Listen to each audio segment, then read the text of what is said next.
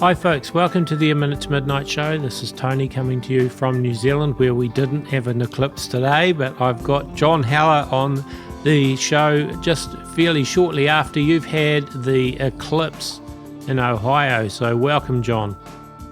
Good to be with you, Tony. Yes, and it's good to be talking to you again. So I guess you may as well start with a little bit about the eclipse.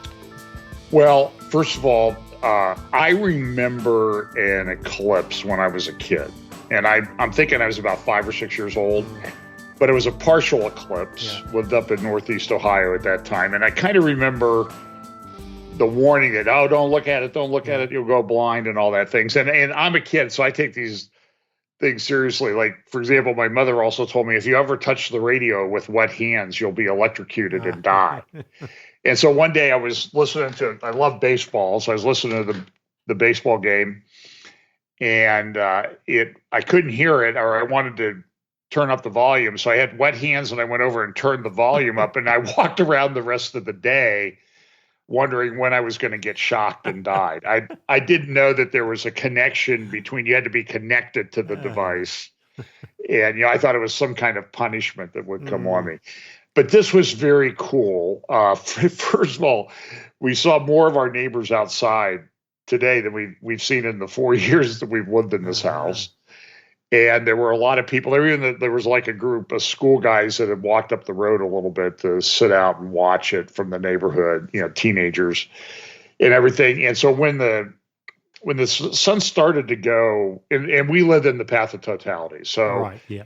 That it was about 115 miles wide, and we were sort of, 10 miles inside the outer portion of the path of totality.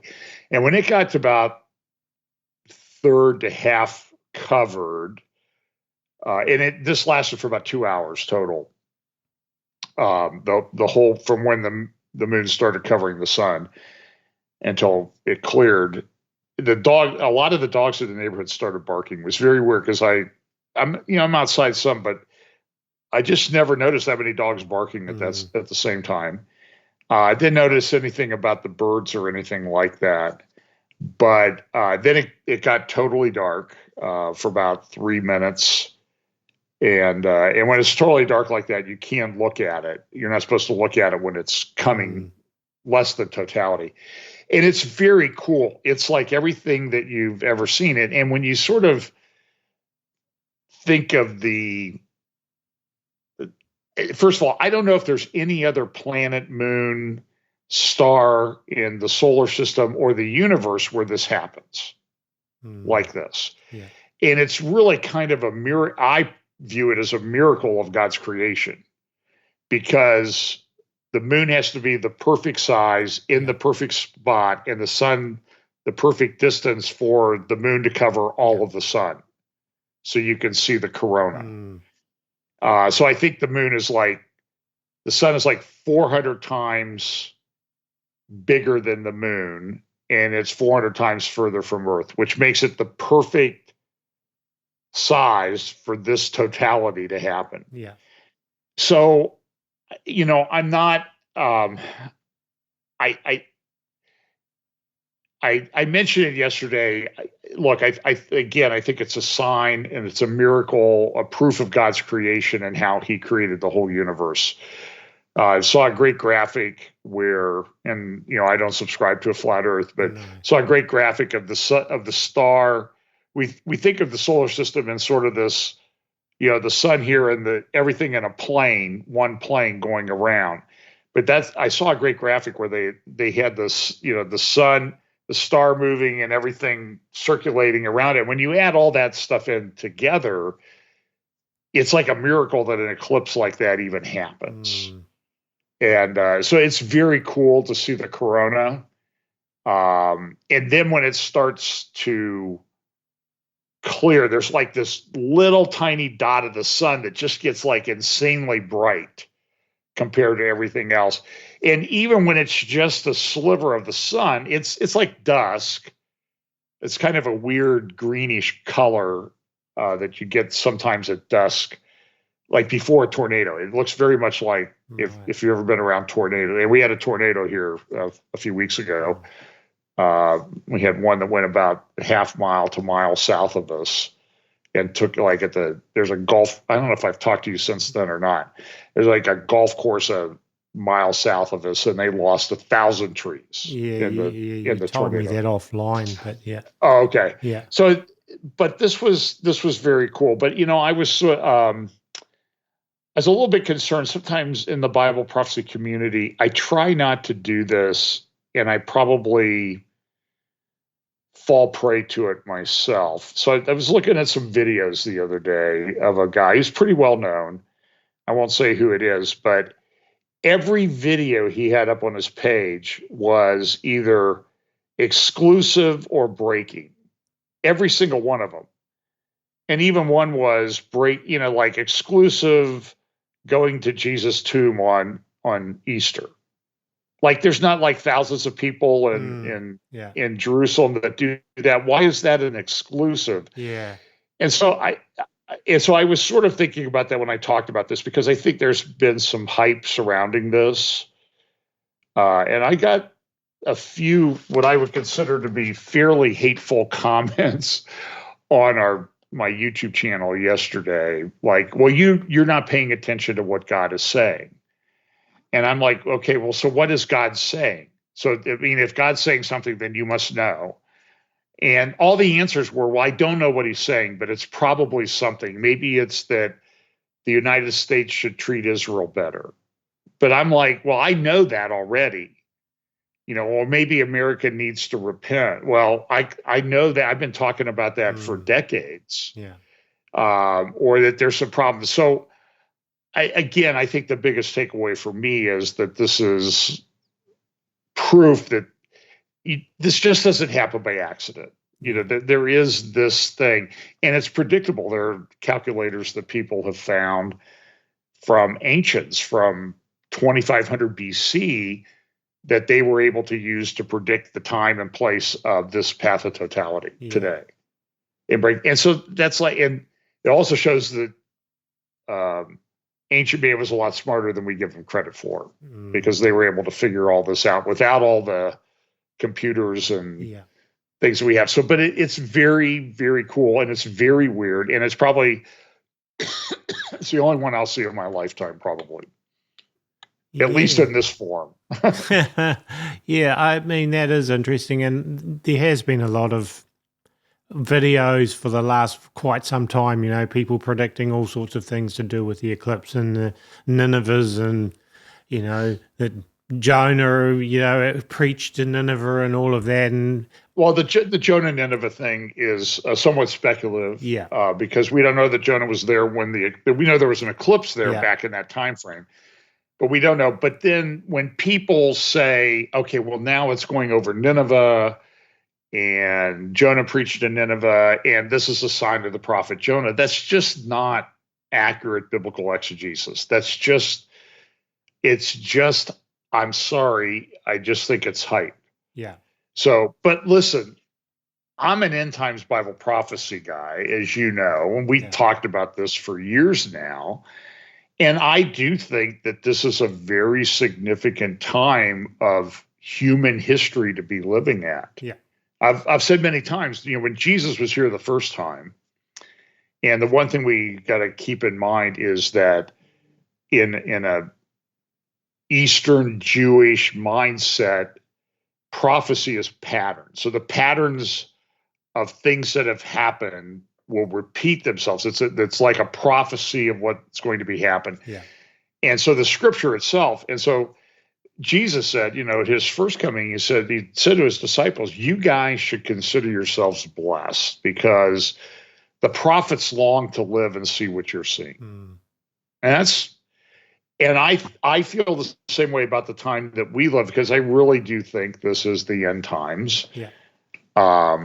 But I don't know how quick it's going to come.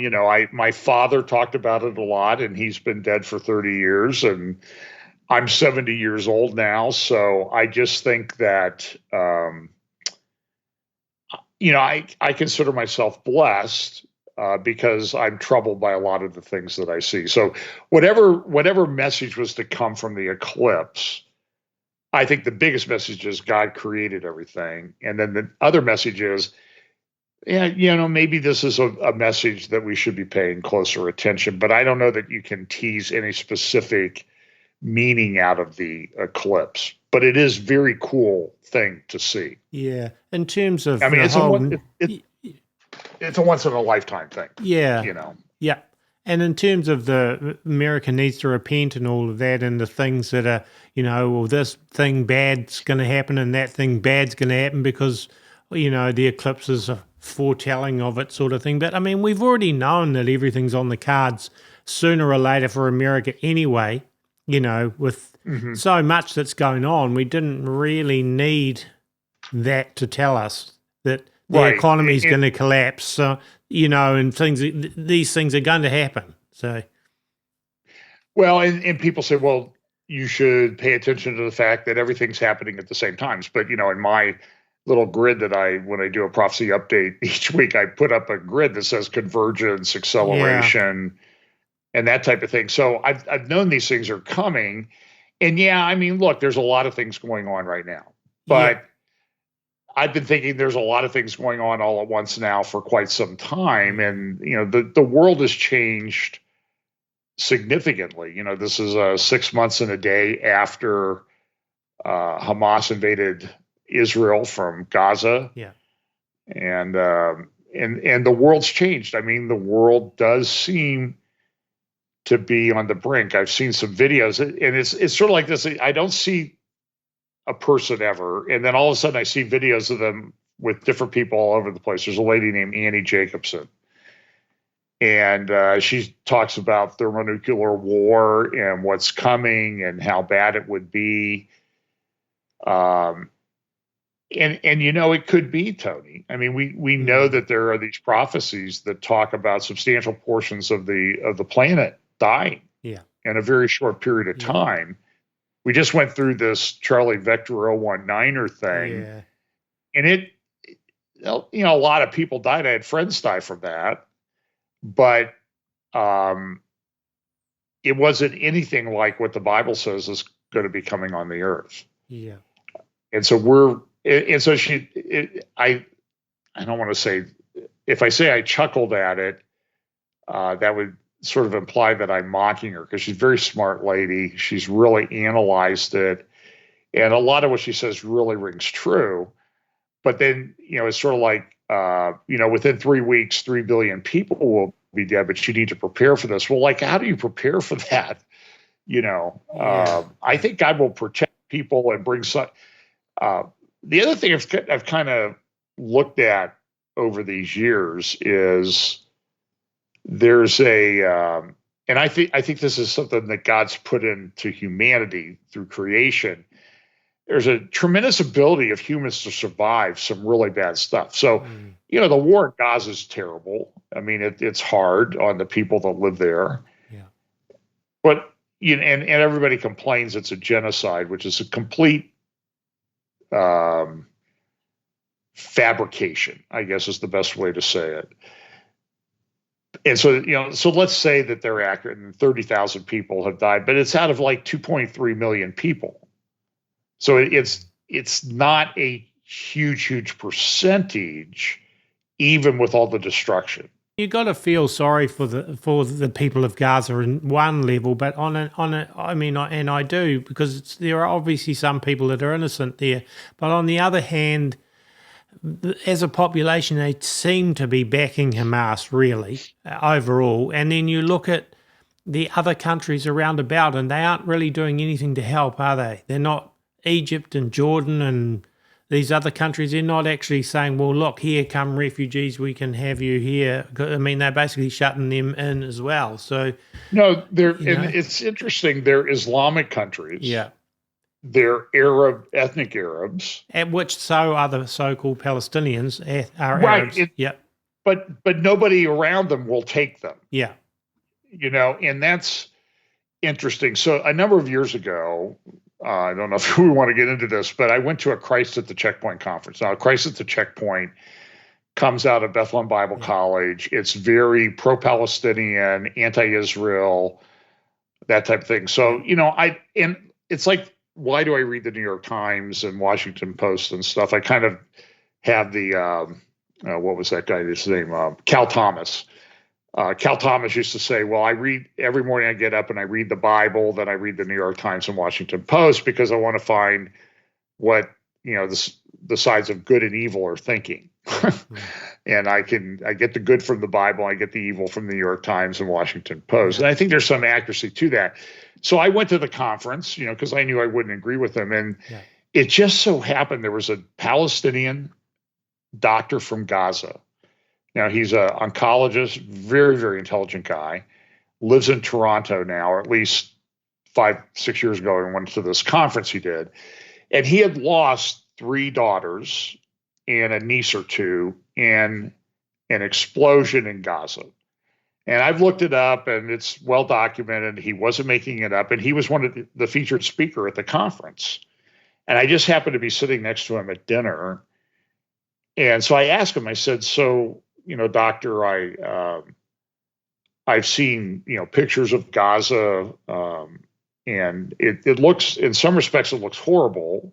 Although, by the way, the pro-Hamas people now are saying, oh, Israel's destroying beautiful Gaza. Well, it's either a terrible place, or it's not this great, luxurious beach resort type place that you're claiming it was now.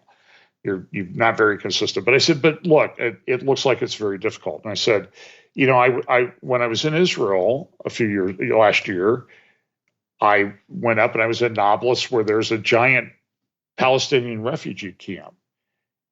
And he goes, oh yes, Balata, it's terrible. And it's because it's very densely populated. It's like the worst part of Gaza. It's right in the middle of Nablus. But all around it, Tony, are all these luxurious apartment buildings and houses. And then they have this refugee camp that's been there at that time. It had been there for 70 years. And I'm like, so I asked him, I said, so doctor, why is that? Well, it's the occupation, John. It's the occupation. It's just terrible what Israel does to us. I said, well, 30 years ago, 20 at that time, it was 20 years ago, I went to Jordan.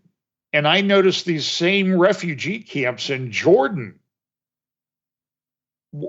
Why are they there? Why are the Palestinians still kept in refugee camps after 60 or 70 years in an Arab country? Oh, it's the occupation. I said, doctor, you cannot say that, because Israel's not occupying that. That's your own people that are keeping you, that are using you as political pawns. I said, what about Syria? I mean, I mentioned to him Black September, which was when the Jordanian government killed thousands of Palestinian terrorists. It led to the Black September movement. And they expelled them to Syria, and they've gone to Syria. And there's a refugee camp, Tony, in Damascus, not too far from the embassy that Israel, not the embassy, but the consulate or Iranian building that Israel took out in a missile strike or bomb strike a week ago today.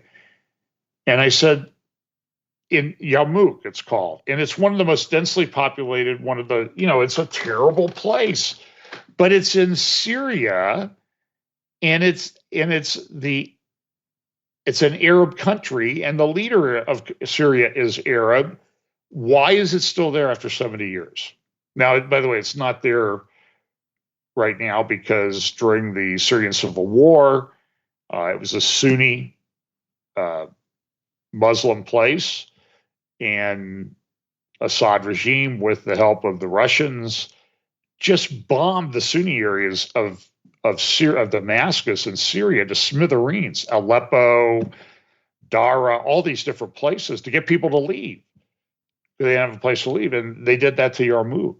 Now, some people have moved back there, just like people are moving back to destroyed parts of Gaza. But the point of this is the Arabs treat the Palestinians worse than Israel does. And I've been to Israel. I've been in Arab areas in the West Bank, within Israel, and they're fine. They're not too different from a lot of the Jewish majority areas. So there's this mythology that's grown up around this conflict, and you are 100% correct. Egypt could take in refugees. But if you've ever seen the pictures, the border wall between, and Israel doesn't surround Gaza. Egypt controls the southern part of the Gaza border, and it's the most secure border wall, fence, moat, trench, everything operation that I've ever seen. So so these people say it's just all Israel and the occupation. This is just a complete fabrication. The thing is, I guess Arab countries, when you look at the size of the amount of land the Arabs have got everywhere, it's huge. And then you've got this tiny little piece which the Jewish people, have. And yet ultimately the Arabs really, I suppose, want all of it. And that's the problem with the Palestinian thing. It's not a two-state solution. It's a two-stage solution. They want all of it, ultimately. So I don't know. I think this will be very unpopular, some of what we're saying. Well, I know. I understand that. So I interviewed a guy recently named Avraham Levine, who works for a thing called Alma Research. I did an interview with him just last Wednesday. And Alma is focused on the situation in the north where there'll be a war with Hezbollah. Likely will be a war with Hezbollah. And, Israel has limited landmass. And it's smaller today than it was 6 months ago because people have had to evacuate the border areas near Gaza. And they've got 60 to 80,000 people from the north along the Lebanon border that have evacuated. There's a city up there, small city up there, Kiryat Shimona, I've been to, and it's got 25,000 people. It's completely empty. Hezbollah has been attacking homes along the border. So there's this kind of low-level warfare, and Sarit Zahavi, who is the founder of Alma, and my now friend Avraham Levine say, we can't live like this. Avraham himself lives a mile from the Golan border, the Syrian border in the Golan Heights. And he said, everybody's left. I mean, the businesses are closed. There's no tourism. There's no, the gas stations, the convenience stores, the shopping centers, all the stuff. It's just gone. And we can't live like this. We're a small country. We can't keep moving back from the border. So something's going to have to be done, and something's going to happen. And I know all the arguments, I've been there, I know people, and I'm just telling you, and I know this won't be popular with a lot of people, but I do think this is a defining issue. And I personally think how the church deals with Israel, ethnic Israel, Jewish Israel, is going to be one of the most divisive issues in the church until the Lord returns. Yeah. Well, I mean, let's face it, Jerusalem is the center of Bible prophecy. And if we are in the end times, as we both believe we are, then it is going to ramp up that whole area, because America's not the center of Bible prophecy, in spite of what many Americans seem to think. But, it isn't. And the Middle East is, and specifically Jerusalem. And when you look at Zechariah 12 and all of that, it's obvious that area is going to be become a real hot potato. Well, it already is and always has been, but the closer we get to the return of the Lord, the more that's going to be, I feel. Right. It's interesting the way you said that, because that's sort of I have a number of what I would call pet peeves, I guess. And one of the things I've noticed as I've kind of circulated through conferences and speaking and talking to people and doing online roundtables and that type of thing is that it's very easy to do this. It's that we will write ourselves into all the good parts of Bible prophecy, but out of the bad parts. And I think that that's a dangerous thing. Look, I think we're entering a very difficult time of world history. I mean, there is a convergence of a lot of events, economy, economic, and then we have this whole thing with AI and control and artificial intelligence.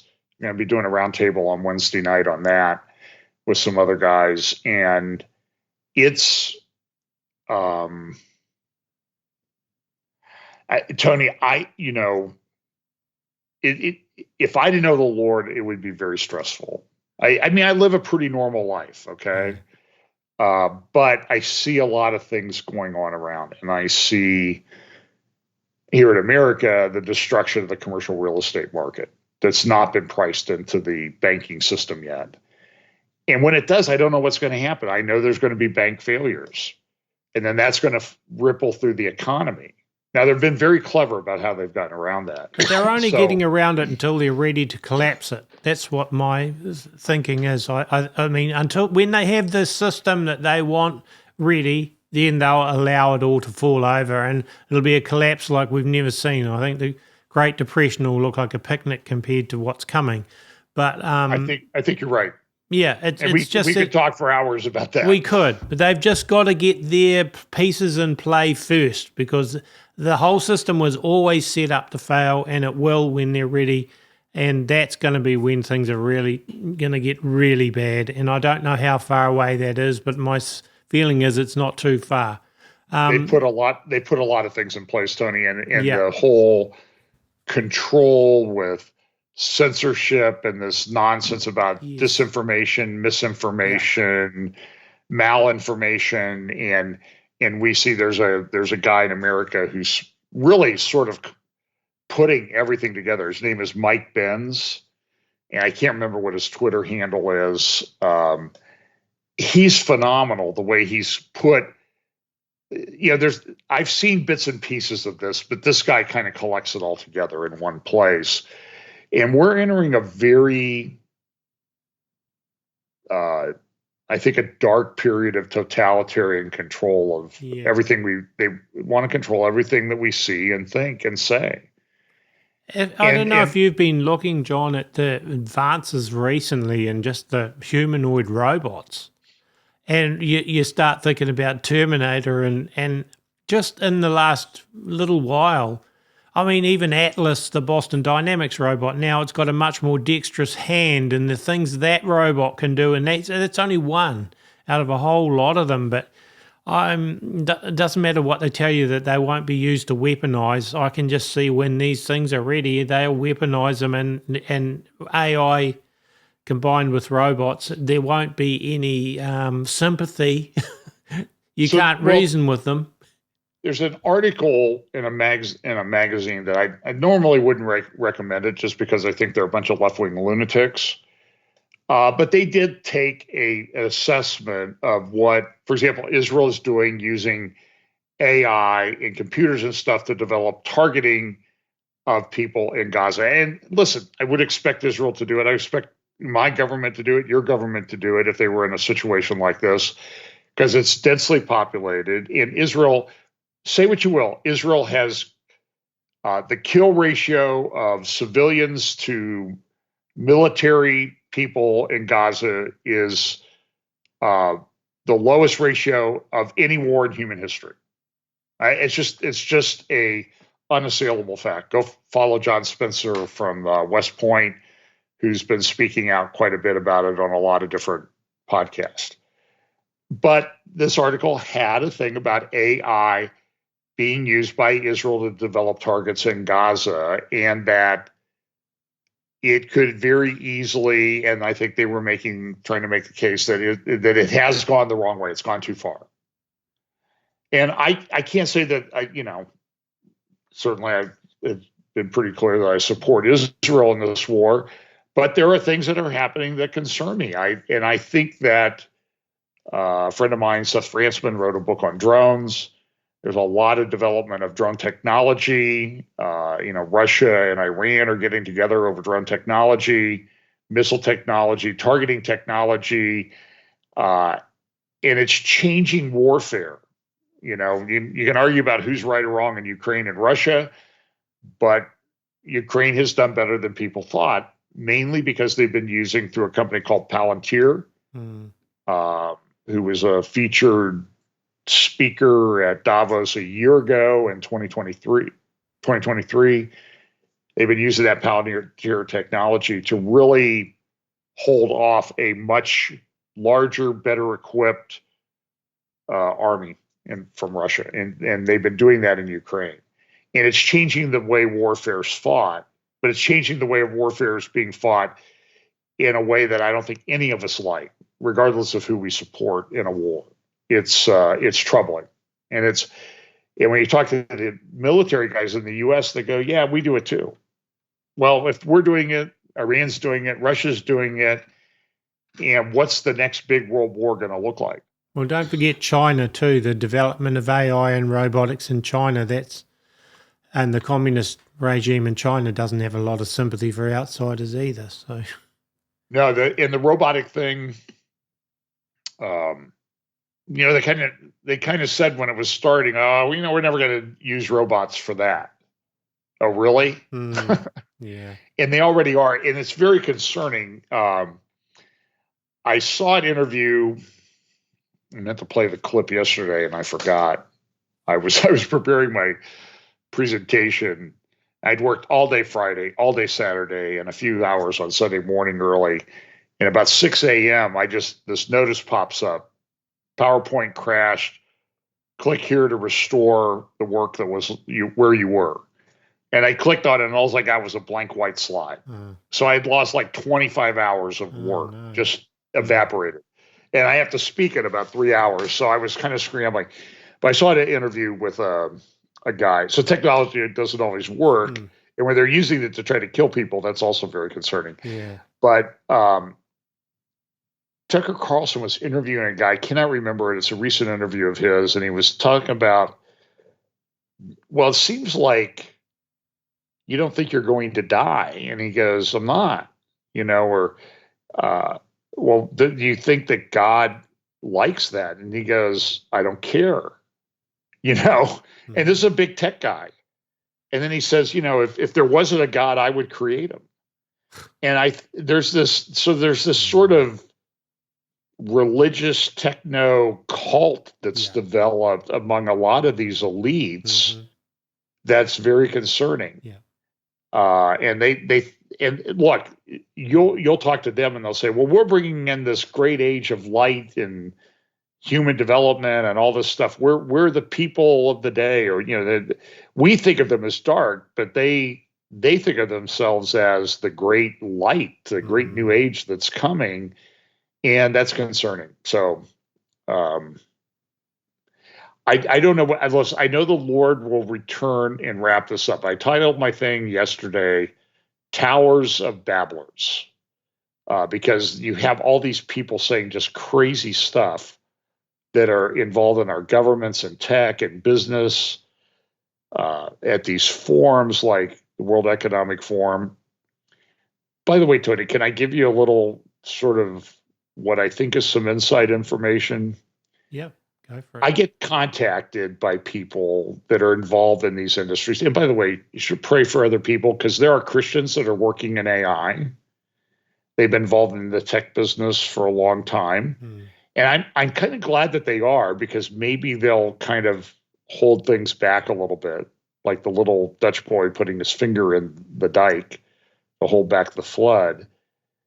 But so I wasn't given specifics, but I was told that there was a massive purchase of AI processing time. So what they do is they sell AI processing time in units.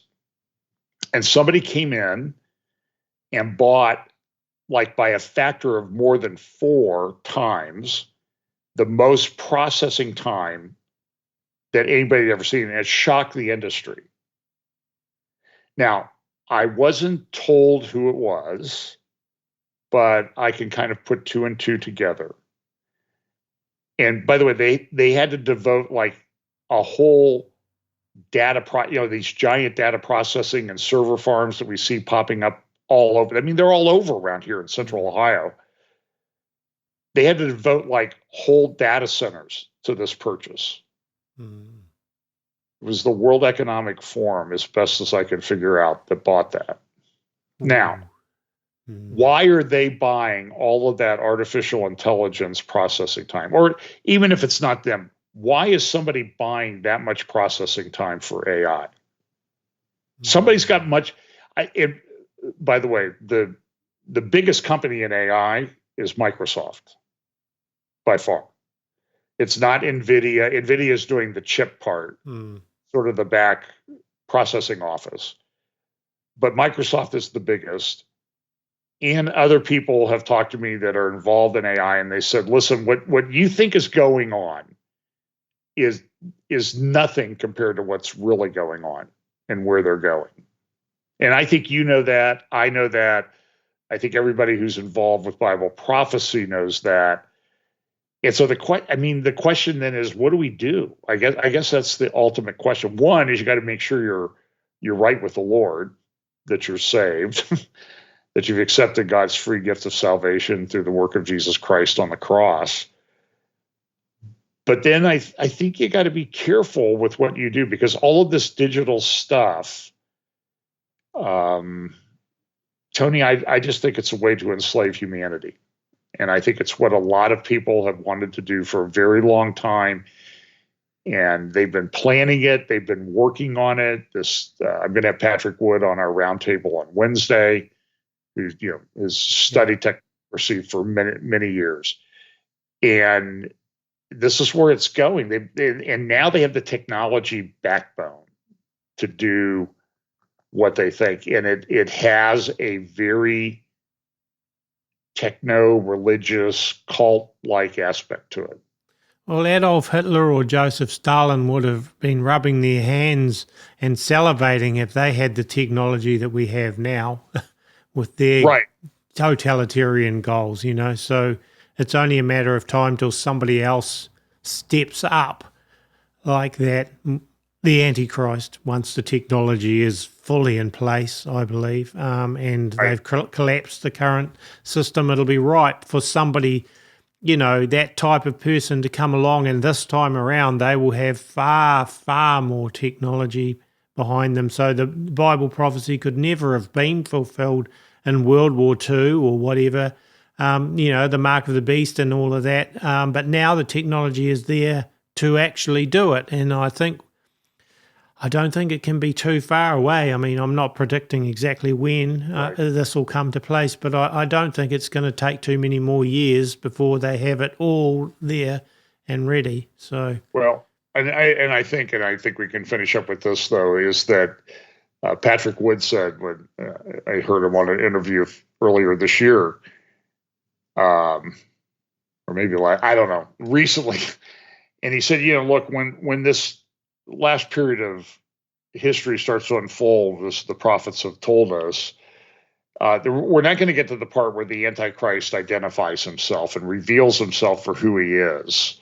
And then he's not going to he doesn't then sit down with the false prophet and say, okay, now we need to develop, can we do some crowdfunding and we can develop a system on how to control everything?